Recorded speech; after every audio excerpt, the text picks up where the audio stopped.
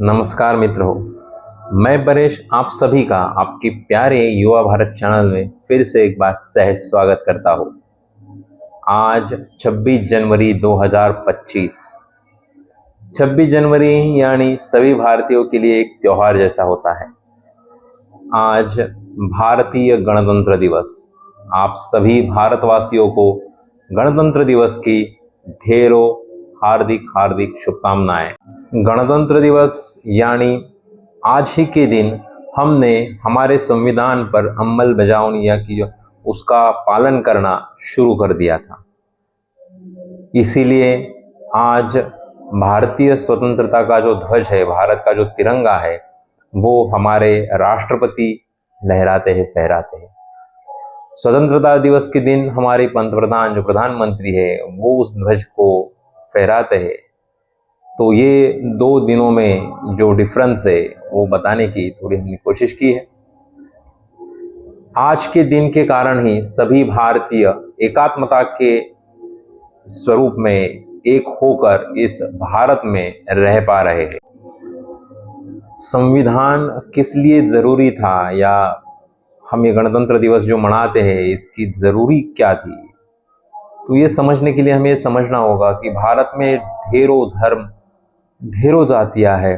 हर धर्म में अपना अपना पंथ अलग अलग है। इन सभी को अगर एकजुट होकर किसी एक मकसद के लिए आगे बढ़ने की प्रेरणा कोई देता है तो ये तिरंगा, ये भारत का ध्वज देता है। और इस तिरंगे को इतना सम्मान किस लिए मिलता है?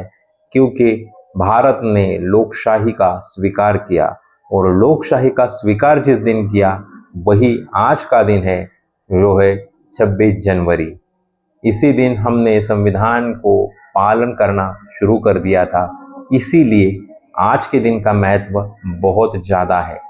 सभी जाति, सभी धर्म के लोग आज से ही एक साथ मिलकर इस देश की प्रगति के लिए प्रयासरत हुए हैं। अपने अपने धर्मों के पालन के साथ साथ ही भारत का राष्ट्रवाद एक धर्म मानकर और भारत को आगे बढ़ाने के लिए एकजुट होकर आज ही के दिन से हर जाति और धर्म के लोग एक साथ मिलकर प्रयासरत हुए हैं। ऐसे भारत में पहले कभी हुआ नहीं था।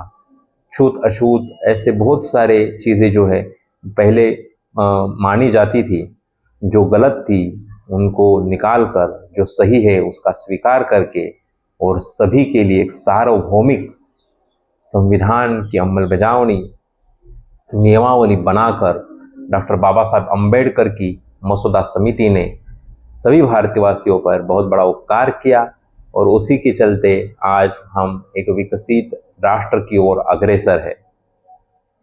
आज के दिन एक और बात समझनी बहुत ज़रूरी है।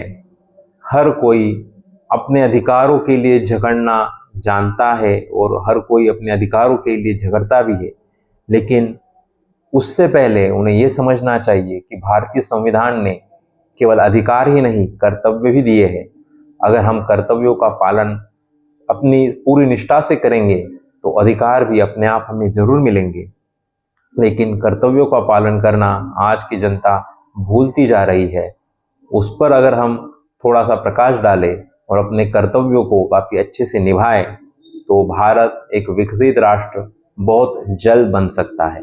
और कर्तव्यों के बारे में किसी और को बताने के बजाय अगर हम खुद पालन करना शुरू कर दें तो दूसरे हमें देखकर उससे अवश्य प्रेरित होंगे और अपने कर्तव्यों को वो भी निभाएंगे।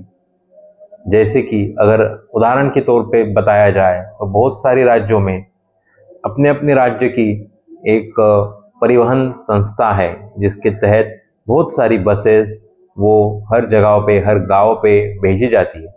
उनके सीट को फाड़ देते हैं लोग। वो सीट बनाई बैठने के लिए है, एक अच्छी चीज़ के लिए बनाई गई है, लेकिन उनको फाड़ने में, उनको खराब करने में हमको मज़ा आता है। ये चीज़ बदलनी होगी, समझना होगा कि ये चीज़ हमारे लिए है और उसे अच्छा रखना चाहिए। अगर हम उसे अच्छा रखेंगे तो ज़्यादा दिन तक अच्छी रहेगी, जिससे हमारा ही पैसा बचेगा और हम उस पैसे को अच्छे विकास के लिए लगा सकते हैं।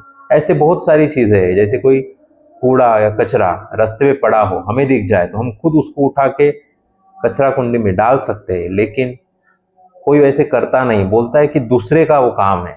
हाँ, उसका काम है, चलो वो नहीं कर रहा है, लेकिन आप भी कर दे तो भी देश के विकास में एक उसका एक हाथभारी बोलते एक थोड़ी सी मदद हो ही जाएगी। तो ये चीज़ें समझनी होगी। इन चीज़ों को अगर हम समझेंगे तो हमारा देश ज़रूर बहुत जल्द आगे बढ़ेगा। इसी नोट पर आज मैं आप सभी से विदा लेता हूँ और सबसे एक आह्वान करता हूँ कि अपने कर्तव्यों का अच्छे से पालन कीजिए और जिम्मेदारी से पालन कीजिए, और यही जिम्मेदारी अपने बच्चों को भी सिखाइए।